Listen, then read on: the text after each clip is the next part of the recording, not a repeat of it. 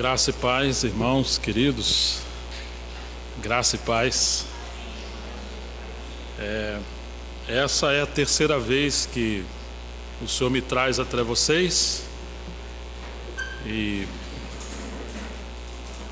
percebemos o amor do Senhor, o cuidado do Senhor por vocês e também por nós, e por isso nós estamos aqui, por causa dos soberanos arranjos do Senhor. Nós dependemos completamente dele nesses dias e estamos convictos de que é a sua vontade que estejamos aqui. Antes de abrir a palavra, eu entrego as saudações da minha esposa Miriam, que ficou muito contente, agraciada de estar aqui daquela vez comigo. Também o Pablo Davi de Colômbia sabe que estou aqui. Vários outros irmãos sabem que estamos aqui. Então eles enviam saudações, também minha família e os irmãos da Assembleia lá em Montemor de Congrego. E todos estão orando para que a graça, a bondade do Senhor seja conosco nesses dias. E dessa vez o Senhor me deu esse privilégio de que o irmão Léo de Londrina me acompanhasse. Eu estou muito feliz por isso também. Cada vez que venho, o Senhor tem aberto caminho para que possamos vir com alguém, né? E o Léo tem sido um companheiro que o Senhor tem nos dado para aprendermos juntos aos pés do Senhor. Vamos abrir em Efésios capítulo 5.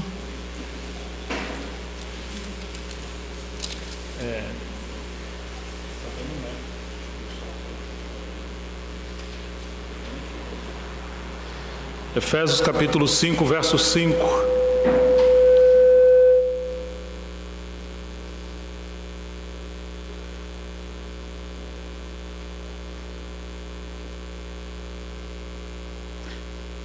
Efésios capítulo 5, verso 15. 15 ao 17. Foi o versículo que o nosso irmão Cadson leu, a passagem que ele leu. Portanto, vede prudentemente como andais, não como nécios, e sim como sábios, remindo o tempo, porque os dias são maus.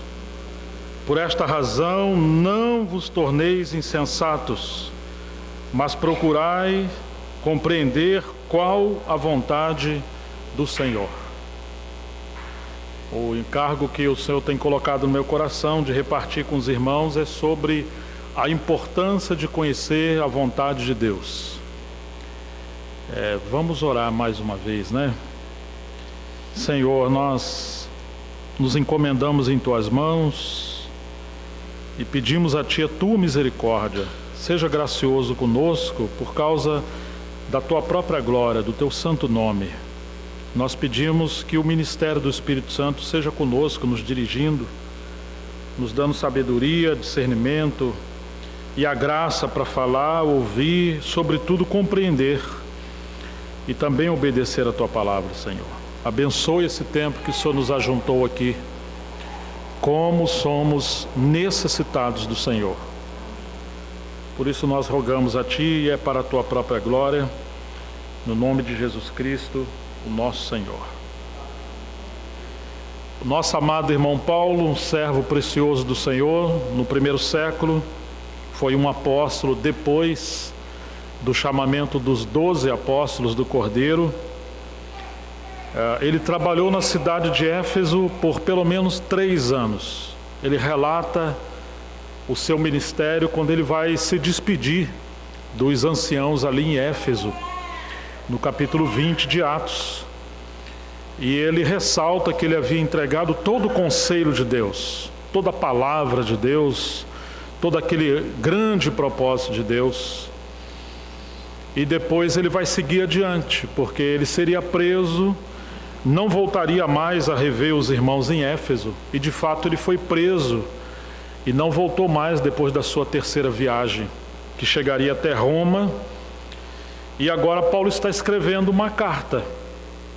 E é muito interessante que, apesar de Paulo ter trabalhado ali durante 3 anos e ter ministrado todo o conselho de Deus ali.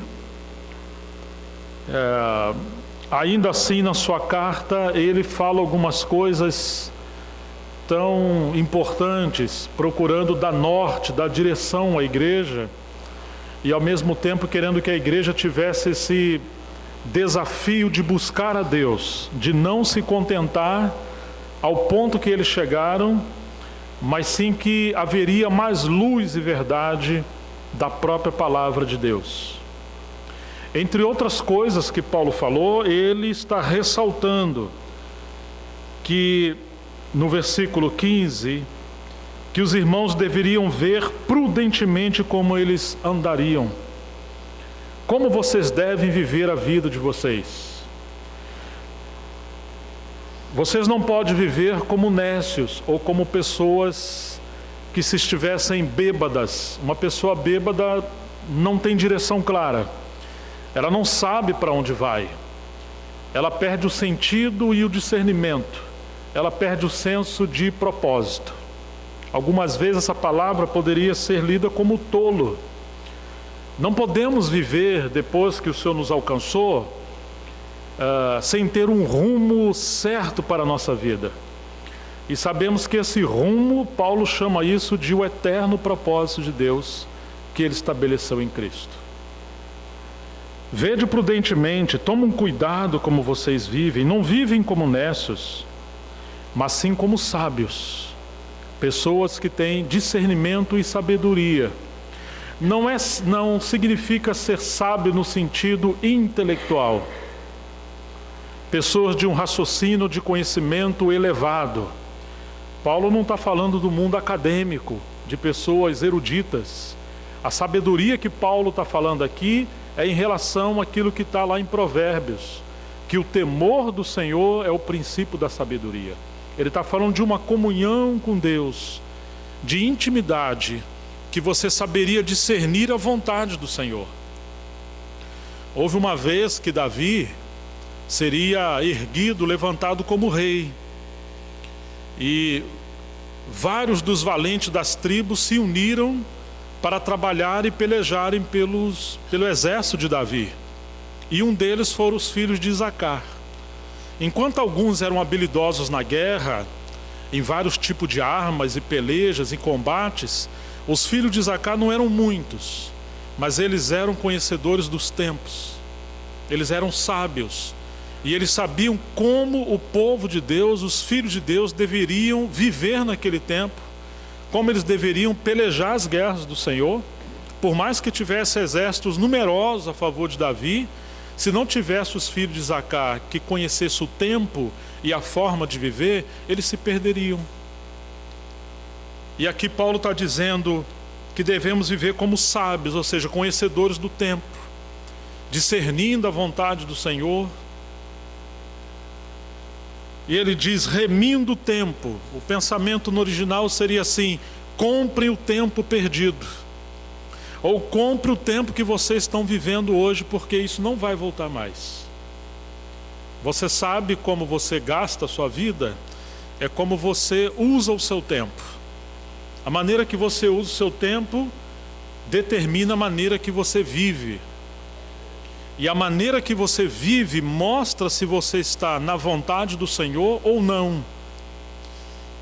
E deveríamos considerar que nós só temos uma vida para viver. Será lastimável se naquele dia descobrirmos que vivemos uma vida fútil, uma vida sem direção, um tempo perdido que não produziu a glória do Senhor. Não vale a pena gastarmos tempo nessa terra, gastando tempo, saúde, família, dinheiro, tudo, em fazer coisas que não representam a vontade de Deus. Vede prudentemente como andais, não como nécios, e sim como sábios. Remindo o tempo também significa aproveitando bem todo o tempo que o Senhor nos dá, toda a oportunidade que o Senhor nos dá. É óbvio que nós não sabemos por nós mesmos como administrar o nosso tempo e como adquirir conhecimento sobre a vontade de Deus por nós mesmos. por isso precisamos, como Paulo vai dizer mais adiante, procurar conhecer a vontade de Deus. Ele ainda ressalta no final do verso 16, porque os dias são maus. Irmãos, às vezes vivemos nessa terra como se tudo fosse muito bem, mas Paulo está dizendo que os dias são maus. O apóstolo João disse que eles já estavam vivendo nos últimos dias, nos últimos tempos. Na verdade, ele disse que era a última hora. E isso foi mais de 2000 anos atrás, ou pelo menos 2000 anos atrás. Se já na época que João estava vivo, ele disse que já era a última hora, e sabia que o anticristo viria, o que dizer de nós, irmãos? Que já passaram cerca de 2000 anos. Nós estamos nos últimos milésimos dos segundos, dos minutos, das horas de Deus. As profecias da Bíblia, especialmente as profecias históricas, muitas delas, se não todas, já se cumpriram. Apenas as últimas profecias sobre a volta do Senhor ainda estão em fase de cumprimento. Mas nós já estamos assim, nas pontinhas do pé, em relação à volta do Senhor. Os dias não são bons, os dias são maus. O A.W. Tozer, que foi um servo de Deus no século passado, ele dizia que um dos grandes problemas do povo de Deus nessa época é que eles vivem muito satisfeitos nesse mundo. E ele dizia, esse mundo não é um lugar de lazer, mas é um campo de batalha. Nós não estamos aqui como cidadãos daqui, nós somos peregrinos e estrangeiros. Estamos aqui só de passagem. E deveríamos ter muito cuidado com a forma que nós vivemos aqui. Não podemos criar raízes nesse mundo como se o Senhor não fosse voltar. E esse era o temor de Paulo, que eles perdessem o discernimento, apesar de Paulo ter trabalhado tanto com eles, por eles se envolverem com coisas que roubaria esse chamamento celestial. Certa vez eu li algo tão interessante, que um homem muito rico, ele queria ouvir um conselho de um homem sábio. Então ele descobriu um homem muito sábio, mas vivia muito longe, em outro país. Ele pegou um avião, depois pegou um carro e foi àquele lugarejo tão distante. Descobriu que era um povoado muito simples nas montanhas. E ele chegou até aquele lugar, mas achou um casebre muito simples. Ele falou, puxa, mas um homem sábio mora aqui? E ele foi lá e bateu. O homem então o atendeu, mandou ele entrar. Quando ele entrou, ele se espantou, porque não havia nada dentro da sala ampla do homem. O homem estava sentado como numa uma esteira de capim e pouca mobília dentro da casa dele. O empresário muito rico ficou assustado. Ele falou assim, você é o homem sábio? O ancião, ele falou, eu sou o ancião. Ele falou, onde está a sua mobília? E o sábio falou para ele, e aonde está a sua? Ele falou, não, eu só estou aqui de passagem. E o sábio falou, eu também. Então ele entendeu. O homem gastava o seu tempo naquilo que faz sentido. E porque ele tinha consciência que ele estava nessa terra só de passagem, ele não quis ter muita mobília, porque quanto mais coisa você tem, mais preocupação, mais fadiga, menos sono, menos qualidade de vida. Talvez aquilo roubará o nosso tempo, os cuidados dessa vida. E isso foi uma lição muito preciosa.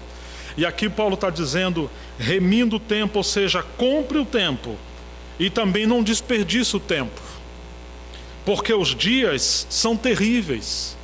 O mundo, inspirado pelo Deus desse século, vai criar todos os meios para nos manter distraídos com as coisas desse mundo, roubando o nosso tempo de qualidade de serviço ao Senhor, para nos tornarmos cativos, como se estivéssemos no Egito, correntes nos nossos pés, cegueira nos nossos olhos. Às vezes gastamos um dinheiro que não temos, por isso fazemos dívidas, para comprar uma qualidade de vida que está acima da nossa realidade, para tentar agradar pessoas que não têm nada a ver com a nossa vida. Então nós vivemos uma falsidade, um estilo de vida que está além da nossa realidade, porque estamos tomando a forma desse mundo. E isso quanto nos rouba. Quase sempre as coisas que nos afligem são aquelas coisas que nunca deveríamos ter, ou são as coisas que não fazem sentido. Que Deus nos liberte de estarmos distraídos. Paulo fala, os dias são dias de combate, são dias de guerra, são dias terríveis, não são dias fáceis. Por esta razão, verso 17, não vos torneis insensatos, sem senso, sem discernimento, mas procurai compreender qual a vontade do Senhor. Meu Deus do céu, Paulo está aqui externando, expressando a sua própria vida, porque somente um homem que viveu uma vida antes, que ele derramou todo o seu ser fazendo algo que ele acreditava, inclusive, que estava agradando a Deus, e depois ele descobriu que não estava fazendo a vontade de Deus. Você se lembra como que o Senhor capturou Paulo? Paulo estava indo no caminho de Damasco a perseguir os cristãos. Havia acontecido recentemente um apedrejamento em Jerusalém. Um jovem chamado Estevão foi apedrejado até a morte.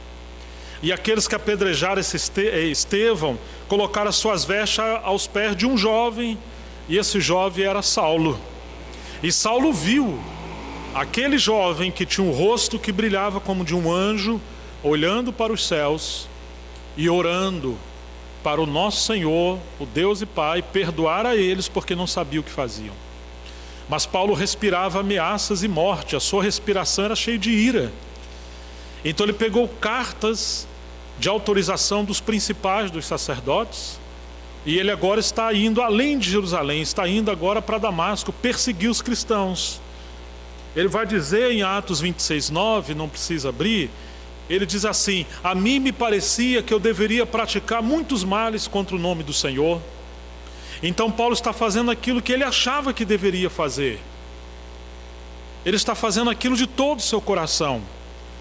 Ele diz a Timóteo que ele serviu a Deus desde a sua meninice. No coração de Paulo, ele está trabalhando para Deus. Ele está sincero, porém sinceramente errado. Ser sincero não é suficiente. Fazer o melhor que nós pudermos não é suficiente. É possível que venhamos fazer tantas coisas, mas Paulo fazia todas essas coisas na sua força natural. Para ele, Jesus era um defunto, um impostor, e a igreja era uma seita, até o dia que ele, indo uma luz do sol mais brilhante que o sol de meio-dia, raiou sobre ele, ele cai, fica cego, e uma voz lhe disse: Saulo, Saulo, por que você me persegues? Saulo diz: quem és tu, Senhor? A palavra Senhor ali é soberano, Senhor dos senhores, amo. Paulo foi criado aos pés de um homem muito sábio, chamado Gamaliel. Ele estava sendo preparado para ser um grande homem entre os fariseus. E Paulo foi constituído pela palavra do Velho Testamento, conhecia várias línguas, era um grande homem. Ele sabia o que essa palavra Senhor significava. Ele não falou aquilo da boca para fora. Ele está vendo que o Deus do Velho Testamento, que apareceu a Abraão, que apareceu a Moisés, que apareceu a Isaac, a Jacó, que apareceu aos pais, que era o Deus de Davi, o Deus do seu povo, foi aquele que falou com ele. Mas ele agora não sabe quem é ele com clareza, porque para os judeus eles sabiam que Deus é um. Mas agora Paulo está vendo a Trindade, o mesmo Deus que é um só, segundo a escola, o pensamento dos judeus, do povo hebreu do Velho Testamento. Paulo está descobrindo que subsistem 3 pessoas: o Pai, o Filho e o Espírito Santo. E eu fico imaginando a leitura que Paulo está fazendo nessa experiência agora que teve no caminho de Damasco. Todas aquelas profecias, tipologias sobre o Messias, todo aquele tabernáculo, o sacrifício, o cordeiro. Nesse momento Paulo está vendo que tudo aquilo se cumpriu em Cristo. Quem és tu, Senhor? Soberano Senhor. Eu sou Jesus, a quem tu persegues. Você imagine? Ele está perseguindo o Senhor. Ele acha que está fazendo a vontade de Deus, mas ele está lutando contra Deus. E o Senhor fala assim: dura coisa é para ti, no versículo 14, recalcitrar ou dar coice contra os aguilhões. Uma versão contemporânea diz: dura coisa para ti é você relutar contra a minha vontade. É dar coice, é isso que significa. Porque o Senhor já vinha falando com Saulo quando Estevão foi apedrejado. O Senhor já vinha falando com Saulo de várias maneiras, mas ele insistiu na sua própria vontade. Ele agora fica cego e ele pergunta: Senhor, o que queres que eu te faça? São 2 perguntas maravilhosas. Uma: quem és tu, Senhor? E outra: o que queres que eu faça? Nós deveríamos também fazer sempre essas 2 perguntas. Por mais que já conhecemos o Senhor, devemos querer conhecer mais profundamente o nosso Senhor. E sobretudo, o que queres que eu faça? Ou seja, qual é a tua vontade? O Senhor não respondeu claramente para Paulo, mas ele fala: entra na cidade, lá se dirão para você o que você deve fazer. Então o Senhor se revela a um discípulo chamado Ananias.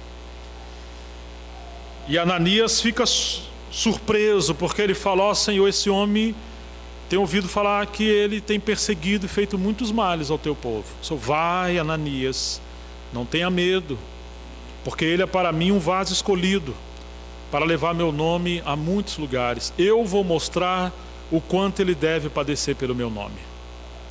Agora Ananias vai lá encontrar Saulo, e é muito interessante o que vai acontecer. Abra comigo, por favor, em Atos capítulo 22. Vamos ler o versículo 24. E você vai ver, nós vamos ver a base do chamamento de Paulo. Atos 22.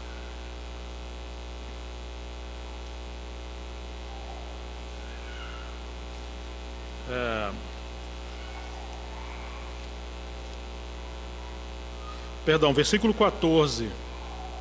Atos 22, 14, irmãos. Que nos diz assim, Ananias falando para ele: então ele disse: o Deus de nossos pais de antemão te escolheu, presta atenção nisso, para conheceres a sua vontade, veres o justo e ouvires uma voz da sua própria boca. Você está vendo o chamamento de Paulo? Deus de nossos pais de antemão te escolheu para conheceres a sua vontade, veres o justo e conhecer uma voz da sua própria boca. Esse foi o chamamento de Paulo. E agora você vai encontrar Paulo nas suas cartas sempre falando: Paulo, chamado para ser apóstolo segundo a vontade de Deus. Por várias vezes Paulo vai falar da vontade de Deus, porque ele foi um homem que andou errado, afrontando a Deus, perseguindo os cristãos, achando que estava agradando a Deus. E agora Paulo, apesar de ter ensinado os cristãos por muito tempo em Éfeso, ele roga que os irmãos pudessem compreender qual era a vontade de Deus. Ser sincero não é suficiente. Trabalhar não é suficiente para Deus. Congregar não é suficiente. Participar de conferências não é suficiente. Graças a Deus por tudo isso. Mas o Senhor quer alinhar a nossa vontade com a vontade dEle, ao ponto que a nossa vontade seja exclusivamente e unicamente a vontade do Senhor. Nós precisamos também, como Saulo no caminho de Damasco, sermos capturados, até que o Senhor trabalhe conosco e cada vez mais venha mostrar a sua vontade para nós. Irmãos, os dias que nós vivemos são dias maus. E nós podemos estar sendo empurrados por muitas forças, de diferentes maneiras, para sairmos do centro da vontade do Senhor. Eu tenho a sensação de que a maior necessidade que nós temos hoje é de conhecer a vontade de Deus. Eu também tenho a sensação que a maior frustração de um filho de Deus é não saber a vontade de Deus para a sua vida. Imagine você que é pai ou você que é filho conviverem juntos na mesma casa, mas o pai está vendo que o filho está cada vez mais priorizando coisas, estudando coisas, ambicionando coisas que estão distanciando ele do seu pai. E o pai agora começa a ter aquela dor que quanto mais ele investe com seus bens no seu filho, mais o seu filho está se distanciando dele. Muitas das vezes só tem que nos privar de muitas coisas, porque sem nos darmos conta, as coisas que Deus está nos dando, nós colocamos ela no lugar de Deus. E agora passamos a girar nossas vidas em torno dessas coisas. E que pena quando isso são dons, ministérios, experiência, a própria igreja, ou o casamento, ou os filhos, ou o dinheiro, ou o trabalho. Quantas coisas nós, sem nos darmos conta, queremos que essas coisas convirjam para a nossa vida, para nós vivermos a nossa própria vontade. Que o Senhor nos ajude e tenha misericórdia de nós. Então Paulo pede que os irmãos pudessem se esforçar para conhecer a vontade de Deus. Aos Colossenses, vamos comigo no capítulo 1. Não foi Paulo que, digamos, plantou a igreja ali. Foi um companheiro chamado Epáfras. E Paulo agora teve conhecimento. E chegamos no verso 9 do capítulo 1.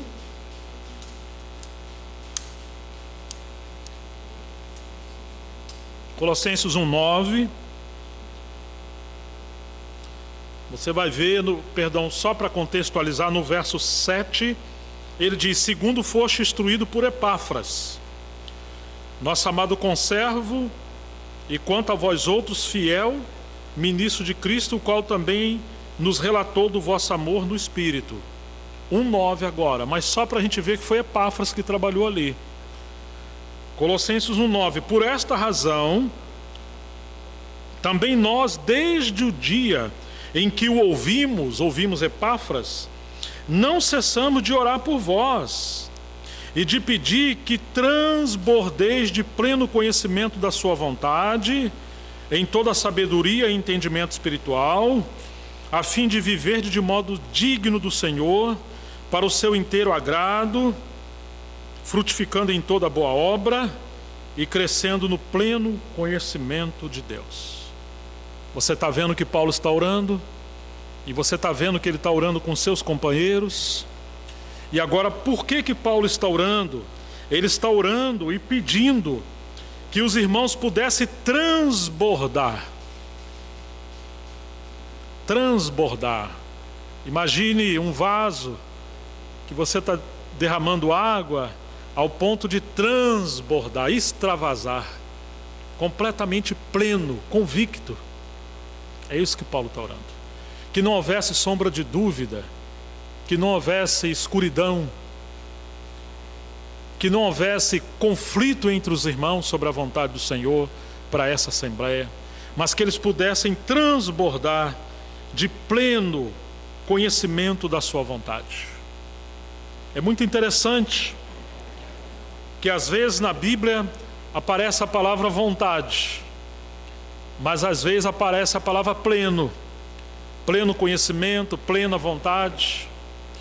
Em Timóteo 1:2, 1 Timóteo 2:3 em diante, ele fala que a vontade de Deus é que todo homem seja salvo e chegue ao pleno conhecimento da sua vontade. Lembra que tem isso? Você se lembra que tem isso na Bíblia? Algumas versões falam vontade, mas as versões mais próximas ao original falam de pleno conhecimento. É muito interessante que essa palavra plena, ou essa palavra que vem na frente de vontade e de conhecimento, é uma palavra no grego que significa, é uma preposição no grego que é ep. Significa estar acima. Não é apenas conhecer, mas é um conhecimento que vem de cima. Mais ou menos assim. Imagine os 4 evangelhos como se fosse uma pirâmide de 4 lados. Se você está do lado de cá e você tem Mateus, fala, puxa, ele é o rei dos judeus. Ele foi escrito por um judeu para os judeus, o evangelho de Mateus. Mas se você está lá do outro lado da torre, da pirâmide, e você tem o evangelho de Lucas, fala, não, ele é o filho do homem. E não foi escrito simplesmente para os judeus. Ele foi escrito para alcançar toda a humanidade, especialmente os romanos, os gentios. E ele não está sendo apresentado como o rei de Israel. Ele está sendo apresentado como o filho do homem. E ali o escritor é Lucas. E quem é Lucas? Ele é um médico. Então ele sabe relatar muito bem, apresentar Jesus como filho do homem. Ah, mas se você está no outro lado dessa pirâmide, você tem o evangelho de Marcos. Fala, não, eu não estou vendo ele nem como filho do homem, nem como rei. Para mim, ele é aquele escravo. Se comparar com o animal, ele é como um boi. Ele não tem nem genealogia, e eu só vejo ele em obediência. Eu acho que vocês estão equivocados. Mas se você vê João no outro lado extremo dessa pirâmide, e você tem só esse evangelho, fala, olha gente, nós não estamos falando a mesma coisa. Não, ele não é da terra, não é escravo, não, ele veio do céu. E ele foi escrito por aquele apóstolo que deitou no seio de Jesus. E o evangelho está sendo escrito para revelar, não que ele é escravo, ou filho do homem, ou o rei de Israel. Não, ele é o filho de Deus. Sua natureza é de Deus. E João não está contando as expulsões de demônios, os conflitos em Jerusalém, com os falsos mestres. Ele está mostrando a divindade de Jesus, o seu amor, sua peregrinação com seus discípulos. E o equilíbrio, irmãos, é a gente juntar esses 4 evangelhos e entender que Deus quer que nós venhamos ter um conhecimento de cima, epignose, ou seja, o pleno conhecimento. A vontade de Deus é essa, que todo homem seja salvo e chegue ao pleno conhecimento de Deus ou da sua vontade.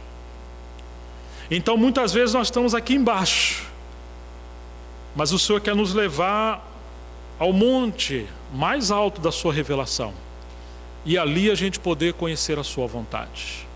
Mas o que é interessante é que sempre que Paulo está falando da vontade do Senhor, em nenhum momento e de forma alguma ele separa a vontade de Deus da pessoa do seu filho. Pelo contrário, nós só vamos conhecer a vontade de Deus na medida que nos relacionamos com seu filho. O seu filho é a suprema vontade dele para nós.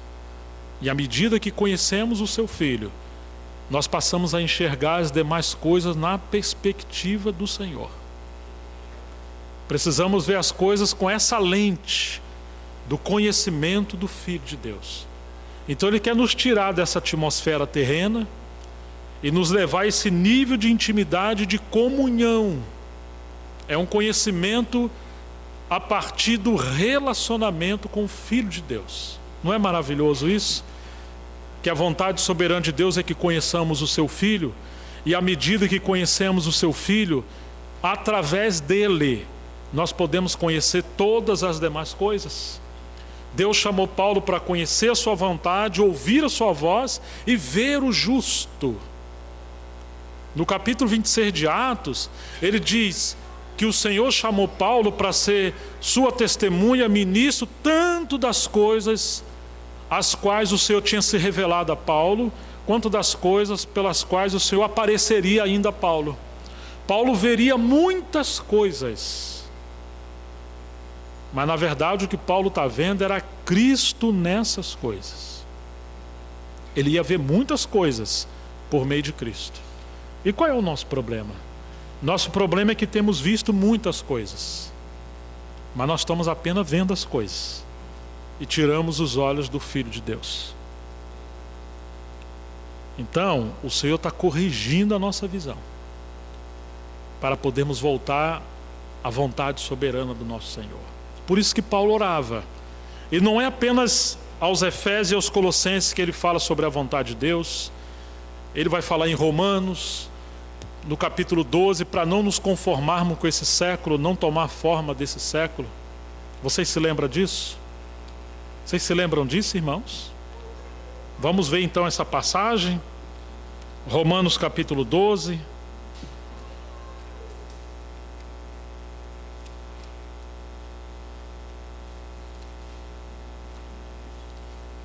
Doze, 1.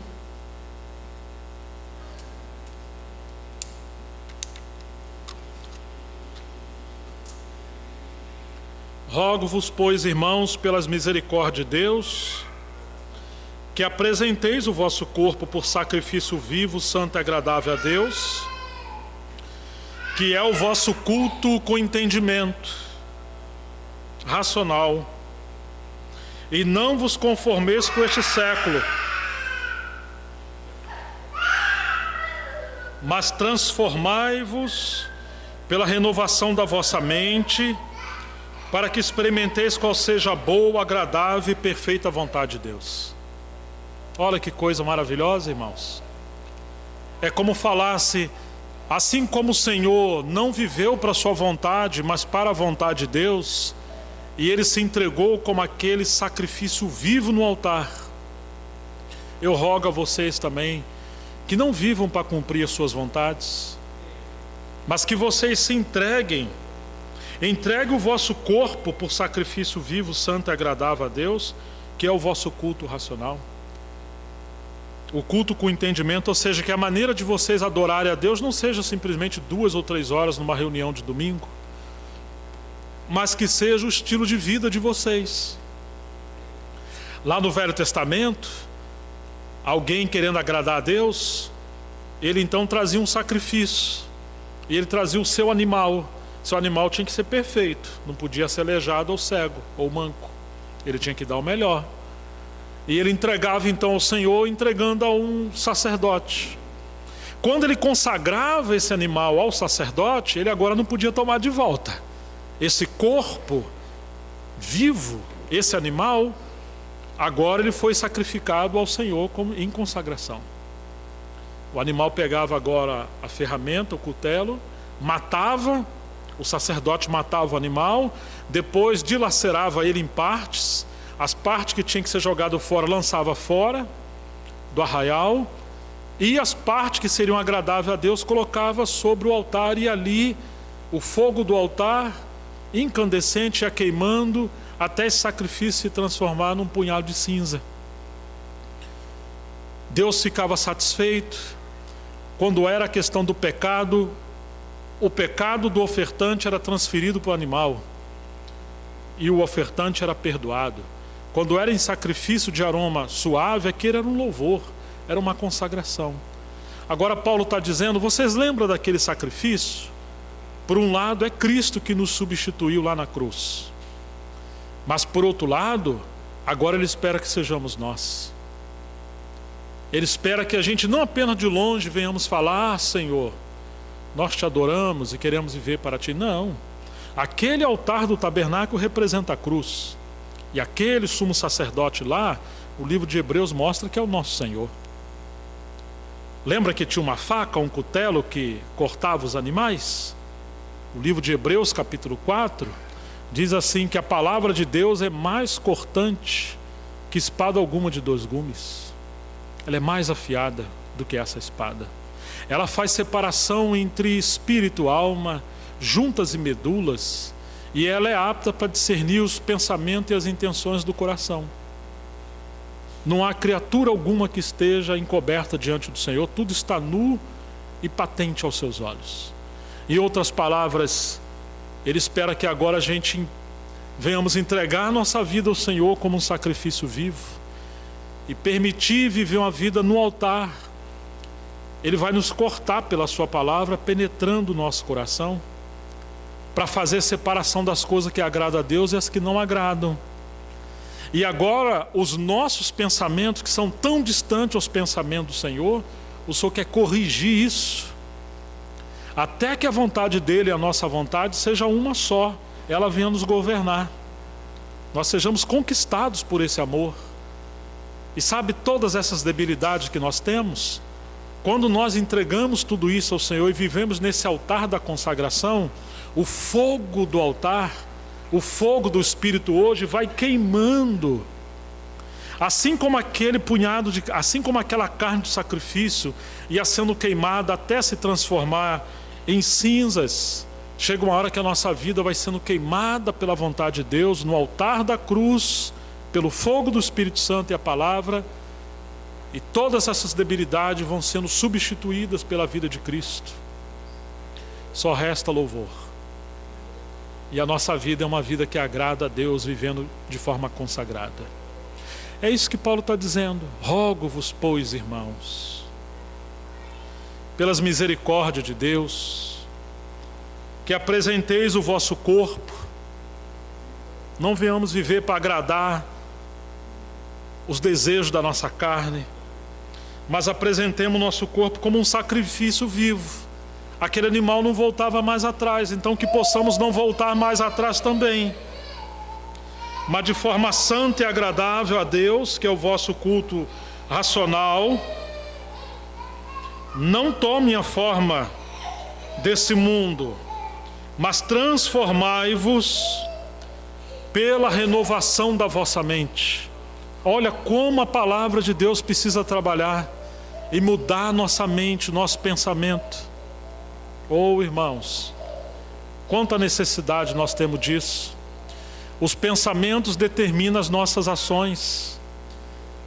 Nossas ações se transformam em nossos atos. Nossos atos se transformam em nossos comportamentos. Esse comportamento se torna o nosso caráter. Nosso caráter se torna o nosso estilo de vida. E isso determina como estamos gastando a nossa vida. Nós somos o que pensamos. Por isso que a nossa mente precisa ser transformada, renovada pelo poder da palavra de Deus, quando nós estivermos no altar da consagração. Somente dessa forma, disse Paulo, vocês serão transformados pela renovação da mente, para que experimenteis qual seja a boa, agradável e perfeita vontade de Deus. Oh, irmãos, quantas vezes estamos tão longe da vontade de Deus, porque estamos longe da cruz. Porque somos como aquele animal, que no lugar de ir para a cruz, a gente dá coice, como o Senhor falou para Paulo, você está dando coice contra os aguilhões, e saímos correndo. Mas o Senhor quer nos capturar, e Ele está fazendo isso. Ele permite tantas coisas, para que sejamos um povo conquistados pelo Senhor, para que o Senhor possa realmente cumprir a sua vontade em nós. Mas em relação a compreender a vontade do Senhor, nós podemos ver que poderemos pelo menos aplicar, pelo menos considerar a vontade de Deus em 4 aspectos, que pelo menos é a minha pequena e modesta percepção nesses dias. Em primeiro lugar, a Bíblia mostra para nós a vontade soberana de Deus que rege o universo. Essa é a primeira coisa sublime que nós devemos compreender. Poderíamos chamar isso de a vontade soberana de Deus. Depois podemos ver na Bíblia a vontade geral de Deus, a vontade para todos os seus filhos. Em terceiro lugar, nós poderíamos ver a vontade de Deus em relação aos serviços para nós, filhos de Deus, membros do corpo de Cristo. Em quarto lugar, a vontade circunstancial de Deus. São aquelas circunstâncias, aquele período, aquele processo que nós temos que tomar decisões e que necessitamos conhecer a vontade do Senhor, que está relacionada com essa vontade soberana, com essa vontade geral com essa vontade em relação ao serviço. Elas estão alinhadas. E que essa vontade circunstancial, ela não é uma vontade perene que vai perdurar a vida inteira. Às vezes o Senhor quer a gente fazendo algumas coisas, morando no lugar, lidando com certas coisas, e daqui a pouco o Senhor quer nos mudar de contexto. E nós precisamos buscar o Senhor para saber a sua vontade em relação a isso. Então, se o Senhor nos ajudar, vamos também considerar a vontade do Senhor nesses 4 pontos. Vamos pelo menos considerar, antes de entrar em cada ponto desse, não podemos sair dessa linha do Filho de Deus, porque Ele é o nosso maior modelo e exemplo do que é uma vida sendo vivida, derramada na vontade de Deus. O Senhor conheceu perfeitamente a vontade soberana do Pai, a vontade geral do Pai, a vontade para o seu serviço e a vontade circunstancial, porque Ele migrava de contexto constantemente. E essa vontade vai crescendo à medida que nós vamos sendo fiéis. Eu vou apenas mencionar rapidamente, em Mateus 6, 10, Ele ora para que a vontade de Deus seja feita na terra assim como é feita nos céus. Você se lembra disso?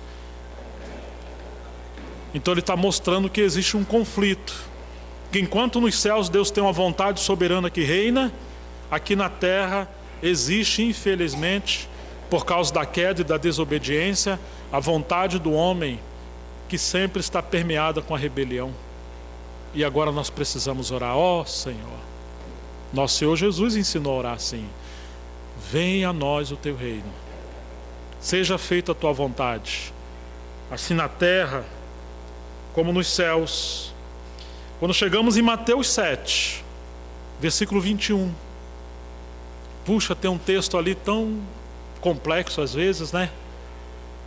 O Senhor fala assim: nem todos os que me diz Senhor, Senhor entrará no reino dos céus. Não, nem todos que me diz assim. Ué, então, quantos vão entrar no reino dos céus? O que a Bíblia diz? Mas somente aqueles que fizerem, você lembra? A vontade do meu Pai que está nos céus. Muitos me dirão naquele dia. Você lembra o que muitos vão dizer naquele dia? Quem que lembra? Senhor, Senhor, em teu nome não profetizamos? Em teu nome não expulsamos demônios? Em teu nome não operamos milagres? Essas coisas porventura são ruins ou são boas? São boas. Profetizar, expulsar demônio, curar as pessoas. Mas o Senhor lhes dirá: apartai-vos de mim, vós que praticais a iniquidade, porque eu não vos conheço. Meu Deus do céu. É possível gastar a vida inteira pregando, curando, expulsando demônio, trabalhando para Deus, igual Saulo trabalhava para Deus, e o Senhor naquele dia falar: não vos conheço. E a iniquidade ali, pelo contexto, é você fazer coisas em nome de Deus, desobedecendo a Deus. É o pecado da insistência em fazer a sua própria vontade, mesmo que não seja a vontade de Deus. Iniquidade é quebra da lei, mas iniquidade no contexto aqui, o Watchman uma vez chamou isso de iniquidade do ministério. É levar uma vida de serviço desalinhada da vontade de Deus. Não se iluda que trabalhar veementemente, de toda a sua força, significa que você está na vontade de Deus. Eu diria que devemos temer ou ousar fazer qualquer coisa sem ter certeza de que estamos no centro da vontade de Deus. Às vezes a vontade de Deus é esperarmos por Ele, mas nós somos ativistas, nós temos que estar envolvidos com muitas coisas. E hoje tem sido assim: quantas pessoas, de maneira cega, estão fazendo coisas que contradizem as Escrituras, mas acreditam que estão fazendo a vontade de Deus. O Senhor falou aos judeus: vocês erram Errais por não conhecer as Escrituras e nem o poder de Deus. Poderíamos dizer, errais por não conhecer a vontade de Deus nas Escrituras e vocês estão trabalhando na força própria e não sob o poder do Espírito Santo para cumprir a vontade de Deus. Mateus 22, 29. Então você vai encontrar que Jesus falou isso. É possível sermos salvos e inúteis se não conhecermos a vontade de Deus? É possível receber a graça de irmos aos céus, mas perder o privilégio de sermos úteis no reino? É possível sermos varas na videira, mas que teremos que ser cortadas porque não estamos dando fruto, estamos roubando a vida por não conhecermos a vontade de Deus. Mas as varas que dão fruto, diz que o Senhor poda para que dê mais frutos. E isso tem a ver com permanecer na vontade de Deus. Nem todos que me dizem Senhor, Senhor entrarão no reino dos céus, mas somente aqueles que fizerem a vontade do meu Pai que está nos céus. Camp Morgan, um expositor rico na palavra, dizia que há algo infinitamente maior e maravilhoso do que trabalhar para Deus. E isso significa estar no centro da vontade de Deus. Nós não sabemos a vontade de Deus, mas nós deveríamos buscar, antes de qualquer coisa, estarmos na vontade de Deus.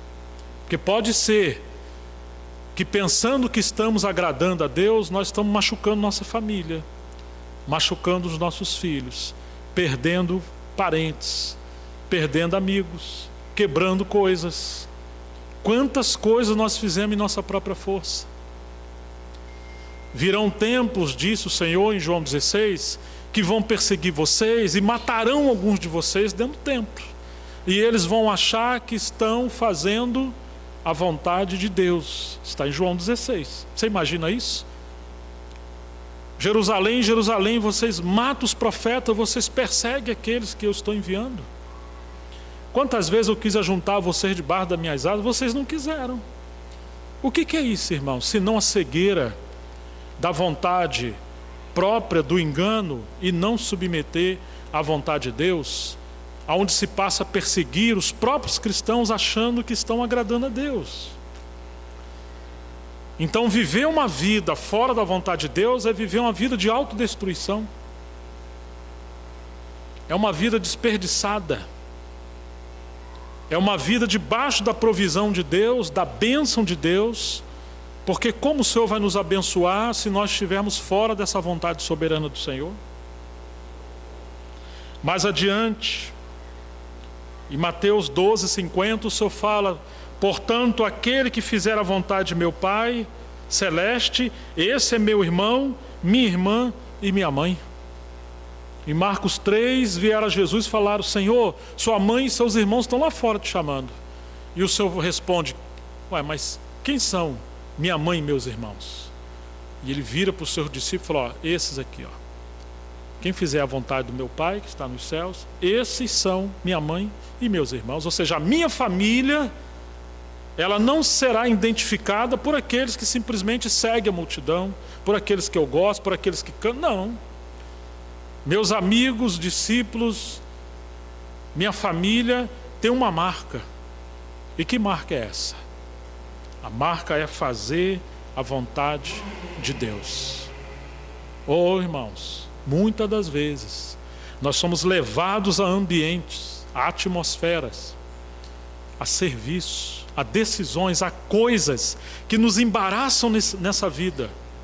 Porque nós estamos nos relacionando com coisas e com pessoas que estão desalinhadas com a vontade de Deus. E você tem que tomar cuidado. O salmista falou: eu sou companheiro de todos aqueles que agradam ao Senhor, ou temem ao Senhor. Não gaste a sua vida com pessoas que não se submetem à vontade de Deus. Uma vida fora da vontade de Deus é uma vida semelhante ao querubim caído. Isso é a expressão de rebelião. Os Irmãos Unidos, que foi um movimento na Europa, especialmente na Inglaterra e na Irlanda, os Irmãos Unidos, com Darby, Anthony Groves, George Miller e muitos outros. Mas eles costumavam dizer que Deus tem dois princípios que governam o universo. Um chama-se graça e o outro governo.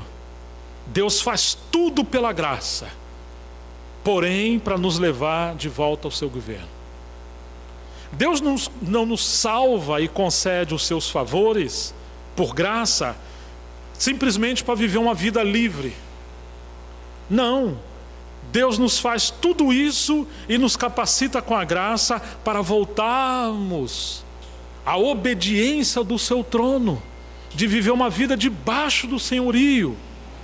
Por isso que Paulo falou aos Coríntios: não recebais a graça de Deus em vão, porque nós não somos salvos simplesmente a ir ao céu, nós somos salvos para nos curvarmos à vontade soberana do Senhor. E a prova de que somos salvos maior é quando fazemos a vontade de Deus. O Tozer também dizia: esse evangelho que acredita e prega que é possível você receber Jesus como seu Salvador, mas quem sabe agora não como seu Senhor, esse é o falso evangelho. Não se separa o Salvador do Senhor, ele é um só. E esse pacote da salvação vem tudo isso. A salvos, não do inferno em si, mas é salvo para o trono, salvo para o senhorio de Jesus Cristo, salvo para Cristo, salvos de nós mesmos para a vontade de Deus. Às vezes eu penso que os céus sem a vontade de Deus é o inferno. E se o Senhor te leva a uma vida semelhante ao inferno, mas essa é a vontade de Deus, ali para você é os céus. Não importa as circunstâncias, o que importa é o centro da vontade de Deus. Mesmo quando Jó estava como no inferno de uma vida sofrida, Deus chama ele de meu servo. Às vezes a vontade de Deus nos encontra lá no poço, como aconteceu com José. Ou no deserto, quando uma sarça em fogo milagrosamente aparece a Moisés. Ali ele encontrou a vontade de Deus. Ou quem sabe ele está sendo perseguido, como aconteceu com Elias, com Jezabel. Às vezes a vontade de Deus vai nos surpreender, mas nós devemos amar a vontade de Deus. Não uma vida boa, mas sim uma vida centrada na vontade de Deus. Quando nós amamos a vontade de Deus, dizia Spurgeon, diga sim à vontade de Deus, e a tribulação perderá a sua força. Olha isso, irmãos. Um homem que viveu debaixo de grande tribulação. Mas ainda sobre a vida de Jesus, em Mateus 26 diz que ele se retirou pela segunda vez lá no Getsêmani, e ele ora ao Pai que, se fosse possível, passasse aquele cálice dele. Mas então ele fala: contudo, não seja feita a minha vontade ou como eu quero, mas sim que seja feita conforme a sua vontade. Quando ele está ali com a mulher samaritana e os discípulos vêm trazer comida para ele, ele fala: uma outra comida eu tenho para comer que vocês não conhecem. Será que alguém vem trazer comida para Jesus? Ele fala: não, a minha comida é fazer a vontade do meu Pai. Era disso que ele se alimentava. Irmãos, ele estava com fome, com sede e cansado. Sabe como ele achou alimento? Foi quando ele passou a cuidar daquela mulher. Ao cuidar da mulher e não de si, ele encontrou a vontade de Deus, e ali ele tem a provisão do Senhor. Há uma vida satisfeita. Muitas das vezes nós encontramos a vontade de Deus simplesmente quando nós estamos servindo. Quase sempre, aqueles que se isolam para encontrar algo não acham a vontade de Deus. Você encontra a vontade de Deus enquanto você está no caminho. Quem sabe um dia você possa considerar com o tempo que muitos, se não todos, encontraram a vontade de Deus quando eles deixaram a zona de conforto e eles estavam peregrinando em obediência. Abraão, sai do meio da tua terra e da tua parentela. Para onde você vai? Não vou falar ainda. Vai para a terra que eu vou te mostrar. Mas vai. E Abraão foi. Quando ele foi, a vontade de Deus começa cada vez mais se manifestar. E você vai encontrar que com todos eles praticamente foi assim. A vontade de Deus começa a ser amplamente vista à medida que você obedece à primeira luz, o primeiro toque. Mesmo que você não tenha o controle, na verdade nós nunca vamos ter o controle de todas as situações. Já viu um botão de uma flor? Aí o sol brilha e aquela luz maravilhosa irradia sobre esse botão e ela se abre. Quando ela se abre, você olha para dentro, o que tem lá? Um outro botão. E o sol vem no outro dia e ela se abre de novo. Viu que tem ali um outro botão. E a cada dia, como a luz da aurora, assim a vereda do justo, que vai brilhando, brilhando até ser dia perfeito. Aquela flor, para ser aberta em plenitude, ela tem que estar debaixo da presença do sol. E podemos considerar isso e aplicar como a vontade de Deus. Você está debaixo do sol da luz da verdade, do sol da justiça. E se você se submeter, vai se abrir na sua vida a vontade de Deus, tudo será belo, ainda que haja espinhos nessa flor e alguns insetos para perturbar. Ventos de tempestade, calor e frio, mas no outro dia o sol está ali. Pode ser que você não saiba a vontade de Deus para o futuro, mas esse botão vai se abrir novamente, um outro botão, e cada vez que você obedece, a vontade de Deus vai se abrindo mais e mais para você, até ser dia perfeito, e nenhuma dúvida haverá. Mas precisamos estar debaixo da vontade do Senhor, da primeira vez que o Senhor se manifeste a nós. Então, queridos, vou apenas mencionar o primeiro item sobre a vontade de Deus. Você que anotou, eu falei que poderíamos dividir a vontade de Deus em 4 pontos. Qual é mesmo o primeiro? A vontade soberana de Deus. Então vamos em Efésios capítulo 1, nós já estamos chegando ao final do nosso tempo. O versículo 9.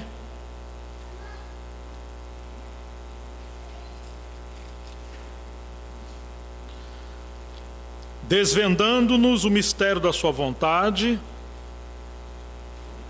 segundo o seu beneplácito que propuser em Cristo. Efésios 1:10 agora. De fazer convergir nele, na dispensação da plenitude dos tempos, todas as coisas, tanto as do céu como as da terra. Você está vendo que há um mistério da vontade de Deus no verso 9? Paulo está chamando isso de mistério da sua vontade, que está relacionado a esse propósito soberano de Deus antes que o universo fosse criado. Na verdade, por causa desse mistério da vontade de Deus, o universo veio a existir. Todas as coisas vieram a existir, todos os anjos, querubins, serafins e arcanjos vieram a existir. Tudo que Deus fez e faz é por causa dessa sua soberana vontade. E agora ele está mostrando que essa vontade soberana que rege o universo é de fazer convergir ou tornar a congregar em Cristo, na dispensação dos tempos, todas as coisas, tanto as do céu como as da terra.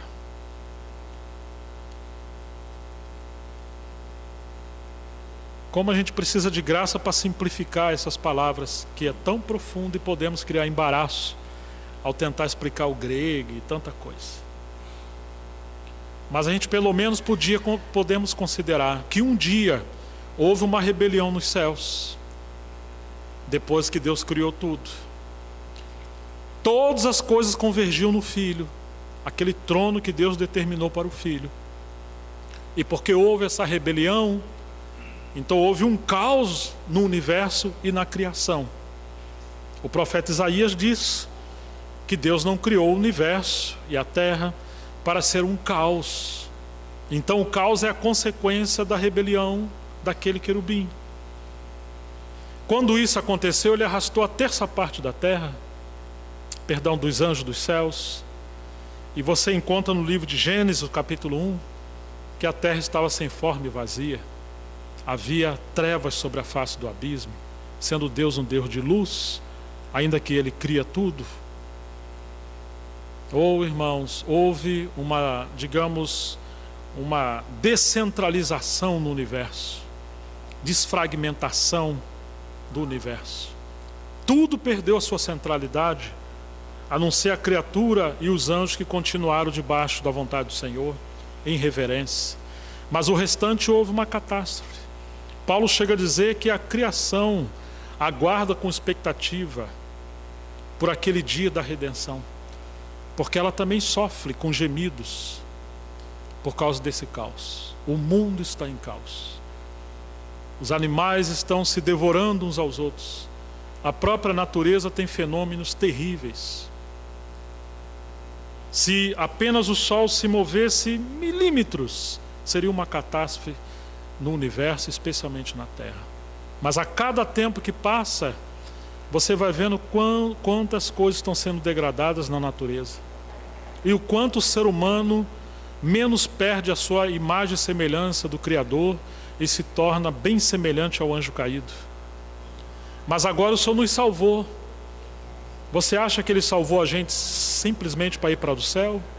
Nós que somos tão rebeldes, nós que temos uma vontade tão dura, nós que, se pudermos, queremos que Deus seja o nosso escravo, nós que temos a tendência de fazer todas as coisas girarem em torno da nossa vontade, nós não temos noção do quanto somos escravos de nossa vontade e o quanto que o nosso maior inimigo não é Satanás, não é o mundo, não é a morte, não é o caos, não é a depressão. Nosso maior inimigo é a nossa vontade quando não é rendida à vontade de Deus. Porque sem nos darmos conta, nós sabotamos a nós mesmos. Casamos para fazer a esposa a nossa escrava, ou a mulher fazer o marido o seu escravo. Queremos uma igreja para saciar o nosso ego. Queremos um bom pastor que pregue uma mensagem que nos torne mais alentados. Por isso, por favor, não fale tanto sobre a ira de Deus, pecado, arrependimento, santidade, cruz. Então evite falar isso. Se você pregar isso, vai ter uma igrejinha bem pequenininha. Irmãos, nós somos terríveis. E se tem algo que o Senhor está trabalhando profundamente, é nos render e nos libertar da nossa vontade, porque se tem algo que impede a obra de Deus no mundo, é a vontade humana e não Satanás. Não dês lugar ao diabo. Como? Insistindo em nossa vontade. Então agora o Senhor está fazendo uma grande obra. Ele está tirando tudo que está na frente da vontade de Deus, tudo que está impedindo tudo convergir para essa pessoa maravilhosa que é o nosso Senhor. Ele quer que o Senhor seja cabeça, Ele quer que o Senhor seja o centro, o seu Filho. Ele quer que o seu Filho seja o conteúdo, o enchimento, a plenitude de todas as coisas. E que tudo que foi criado nele, por ele e para ele. Para que a plenitude de Cristo se manifestasse no universo, mas primeiramente por meio da igreja. Mas como Ele vai reinar o universo? Como Ele vai reinar sobre os anjos caídos? Como Ele vai reinar sobre a criação? Se Ele é o cabeça da igreja, antes que Ele reine sobre tudo, Ele primeiro precisa reinar sobre nós. Amém, queridos? Essa é a vontade soberana do Senhor. Então, sem muitas delongas, não ouse fazer qualquer coisa que não vá convergir para esse propósito de agradar o Filho, de sermos mais semelhantes a Ele, de que isso revele mais o seu espírito de cordeiro, de piedade, de que Ele terá glória nas nossas decisões. Não insista em fazer uma oração que contrarie esse princípio. Não pense que o Espírito Santo vai cooperar com você e comigo em qualquer coisa que não seja para glorificar o Filho de Deus. O ministério do Espírito Santo é exaltar o Filho de Deus e nos levar a servi-lo e ter sabedoria e graça e tudo o que precisarmos, mas com esse propósito. O ministério do Espírito Santo é trabalhar para que esse mistério da vontade soberana de Deus seja concretizado. Então, em primeiro lugar, irmãos, nós podemos ver na Bíblia que existe a vontade soberana de Deus. Agora, irmãos, nós que estamos aqui, o Senhor espera, antes de tudo, que venhamos a nos submeter a Ele. Você crê que há um só Deus? Disse Tiago. Você faz bem. Mas os demônios também acreditam nisso. E estremecem diante dos golpes da sua justiça e da sua vontade. A Vulgata Latina Católica abre um parênteses que diz assim: os demônios também creem, abre um parênteses assim, e estremece dos golpes de justiça ou da sua vontade. Cada vez que Deus executa a sua vontade, os demônios estremecem, porque sabem, como diz o livro de Apocalipse, que resta ali a Satanás pouco tempo. E ele sabe que quando o Senhor voltar, ele vai estabelecer o seu reino de justiça e paz. Haverá um reino onde a justiça e paz dominará. E com ele os santos obedientes reinarão e serão galardoados com ele. Satanás será preso. Depois de um tempo ele será lançado no lago de fogo. Mas a vontade soberana do Senhor prevalecerá. Todos aqueles que hoje se curvarem diante da vontade do Senhor, naquele dia se alegrarão e reinarão com ele. Mas todos que hoje resistirem à vontade do Senhor e não se curvarem, terão que se curvar debaixo da vara da disciplina do Senhor. Todo joelho se dobrará, toda língua confessará que Jesus Cristo é o Senhor. Mas Ele está fazendo essa obra maravilhosa de nos ganhar. E Ele quer que, primeiro de tudo, nós possamos ser governados com essa visão do mistério da soberana vontade do Senhor. E a vontade do Senhor é que seu Filho seja tudo em todos, seja a cabeça, seja o centro. Não importa se estamos profetizando, expulsando o demônio ou pregando. Se temos grandes conferências, grande sabedoria, muita literatura, grande obra, tudo isso poderá queimar como palha naquele dia. Poderá ser que muitos, inclusive, nem sejam salvos. E sejamos surpreendidos naquele dia. Porque o prazer das pessoas não é fazer a vontade de Deus, muitas das vezes. O prazer das pessoas é cultivar essas coisas que fazem bem. E é possível que sejamos viciados em fazer coisas boas. Coisas inclusive bíblicas.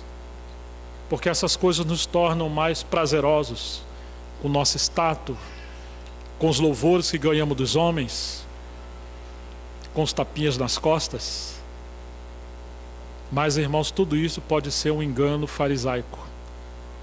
A prova maior de que alguém é um filho de Deus, a prova maior de que estamos agradando a Deus, é quando nós, além de sermos salvos, além de encontrarmos a graça de Deus, é viver uma vida em busca da vontade de Deus e aí ficar quietinho. E aí a gente obedecer a Deus. Os puritanos diziam que a murmuração é um louvor a Satanás. Por que murmuramos? Porque não queremos nos submeter à vontade daquele que é soberano. Porventura pode o vaso falar ao olheiro: por que me fizeste assim? Se pudéssemos, colocaríamos Deus sentado numa cadeira e falar: olha, nós precisamos ter uma conversa séria contigo. Eu acho que o Senhor está equivocado em algumas coisas. E a gente ia ensinar muitas coisas para o Senhor, né? Porque nós fatalmente, de tempo em tempo, nos surpreendemos, murmurando, reclamando e tendo dificuldade de aceitar as coisas que Deus criou, que promove as circunstâncias, para nos manter debaixo da sua vontade. Termino falando algo que eu li. Um jovem estava muito indignado porque os pais haviam colocado um muro que limitava a liberdade dele. E ele queria ser livre. E um dia ele se rebelou de tal maneira que ele veio correndo e saltou o muro. Ah, irmãos, quando ele saltou aquele muro, sabe o que tinha lá do outro lado? Que ele achava que era liberdade, era um abismo de perdição. E ele se perdeu. Aquele muro que ele achava que era, digamos, a maldade dos pais, a chatice dos pais, era o muro de amor dos pais, de proteção ao seu filho. E nós muitas das vezes somos assim. Nós queremos romper os limites que Deus traçou a cada um dentre nós. Por isso que Paulo fala, os casados não se separam, não se separem. Os filhos não se rebelam contra seus pais. O patrão ame o seu empregado, o empregado sirva os patrões, os empregados sirvam os patrões como o próprio Senhor. Toda alma esteja debaixo de autoridade, mesmo que seja o rei. Quantos limites o Senhor colocou sobre nós, às vezes até um espinho em nossa carne, uma enfermidade, uma fraqueza. Não que eu quero dizer que Ele colocou, mas que Ele permite, porque Deus não é ministro de sofrimento em si. Mas Ele, ainda que Pedro fala que alguns que sofrem segundo a vontade de Deus, tem isso lá também, viu? Que depois nós vamos ler ver em outra mensagem. É o cerco protetor de Deus, para vivermos no seu amor, em cumprirmos a sua vontade. Irmãos, que o Espírito Santo tenha misericórdia de nós e encontre caminho no nosso coração, que Ele bate em nossa porta, né? E Ele possa nos ganhar e possamos cooperar com Ele para sermos vencidos em nossa própria vontade, para que a vontade soberana do Senhor se cumpra.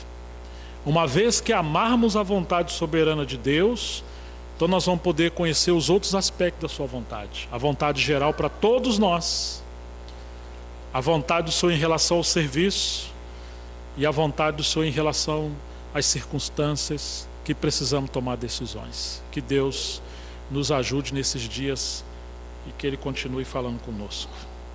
Vamos orar ao Senhor. Em nome de Jesus. Amém. Vou pedir que alguém, ou alguns que quiserem orar, que fique à vontade. Vamos orar. Em nome de Jesus. Vamos nos pôr de pé para esticar nossas perninhas e vamos orar ao Senhor.